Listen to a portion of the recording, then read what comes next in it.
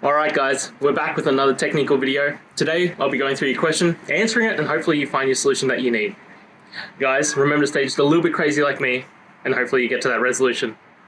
Now, let's continue on to the video.